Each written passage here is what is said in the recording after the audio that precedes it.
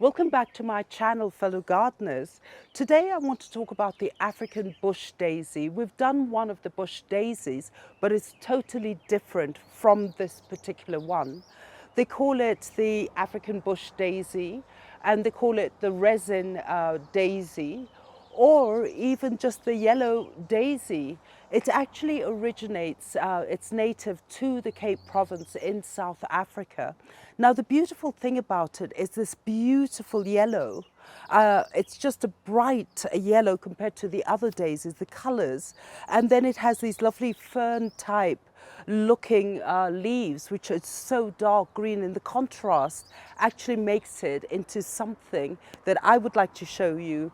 I'm going to do a seed propagation because that works really fast, and talk about the plant. So welcome back to my channel. My name's Alice and I'm the Red Soil Gardener.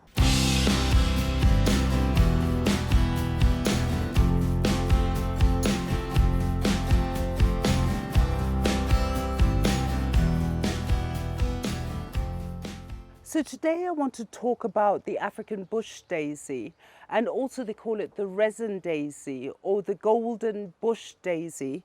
This is the one, and it's actually native, as I mentioned earlier, to Cape Town. Look how pretty that is. I love the green against the lovely yellow flowers. It just is a wow factor for me. Now, the thing about this bush daisy, first of all, the most simplest thing is that it has a lot of foliage. So basically, if you want to plant it in a place where you have a gap, it will actually fill out that gap, and it flowers constantly all year round. Now, the other thing, what I do use, as I mentioned earlier, what I do use it for is where I have gaps in the foliage. Like at the back, I do have a lot of shrubs, and sometimes you just need that extra color. So that's where I plant my golden bush daisy. And I do use it in certain areas of the garden just to bring that color and make things vibrant. Now, what it does like is full sun, and it will flower all the time if you get full sun. But at the same time, it doesn't mind being in a slightly partial sun. For as long as it gets a bit of sun, you will get blooms all year round. What is the water requirement? It actually does like a moist, well-draining soil, but actually it is not fussy. It can grow anywhere.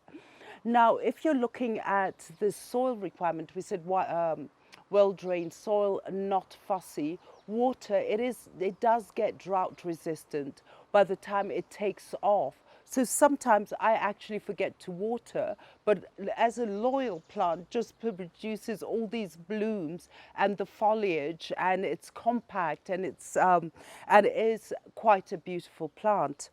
Now, the other thing is that I thought is that let's look at a seed propagation, because seed propagation actually acts really fast. Now, what happens with this plant is that, as we know, once a plant does flower, it automatically does go into seed production.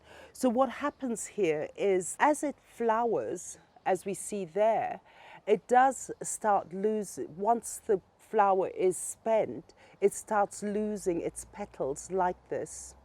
And then what happens is, once the petals do drop off, is you get this sort of look from the flowers, which are actually the seeds, but the only problem is that they're still, they're not ripe, they're not black. It's once they do go black, that means they're ready to be actually propagated. So they look like this.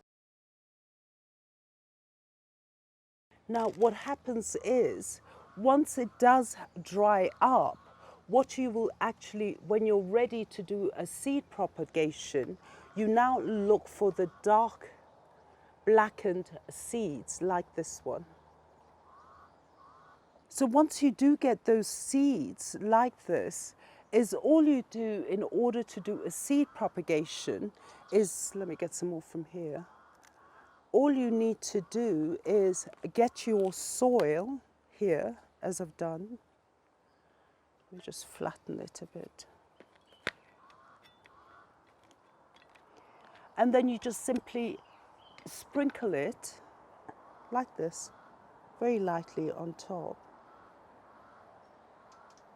You don't have to make a hole and dig the seeds in, because it's quite a hardy, it's a very strong flower, because it really does go for its survival. So what I normally do is I just get my soil and lightly sprinkle. Now the thing about this golden bush daisy or resin daisy is that it produces a lot of seeds, and some of these seeds is that once they ripen is that they do scatter. So people do say that the plant is invasive, but I always believe with certain plants is for as long as you can control the area and manage it in terms of making sure you deadhead the plant so that it doesn't go into seed production, and also any of those little babies that do propagate on your on the ground, you uproot them and just move them somewhere else, because in the end it's such a beautiful plant, and especially for beginners. You could even have it in a pot, and how dramatic it'll look flowering all year round. So basically with this plant, as I've covered it with soil, I know I'm going to have a 99% success story, because it is a very hardy and resistant plant, and it will take off. So once I've put it here, all I do is get my water and then just lightly sprinkle it, just like that. And if you look at the propagation that I did, which was about a month ago, I've already got the seedlings happening. So here it is. This is about a month ago when I decided I just love this plant. I'm going to try to show you your yellow daisy. And look how big it is, and so sturdy, and they're very strong. So I think a seed propagation would go even faster than a water or a soil propagation. This works really fast. Now again, as I mentioned, is that this is where we have our seeds, and it is very important to label your plants, your seedlings, because sometimes as they're coming out of the soil, they all look the same. And without labeling initially, you don't know which seed belongs to which flower. So here I'm going to put my yellow bush daisy, just like that. And basically that's it. So do get yourself one of these plants, because first of all, with the pollen and the nectar, the birds love it. You do get butterflies coming onto the plant, which is great. And also the thing is that it is a vigorous grower, so it will be bushy and ever flowering. So I totally do recommend that you do get this plant. And don't forget to like and share, and also subscribe to our channel. It does mean a lot to us. And don't forget to press your notification button so you know every Thursday we are uploading our episodes. And don't forget that I am on Instagram, I am on Facebook, I am on YouTube comments. So do send me a comment, and also if you do need advice, do put something there and I'll always assist you. So fellow gardeners, do get yourself this lovely plant. I love it.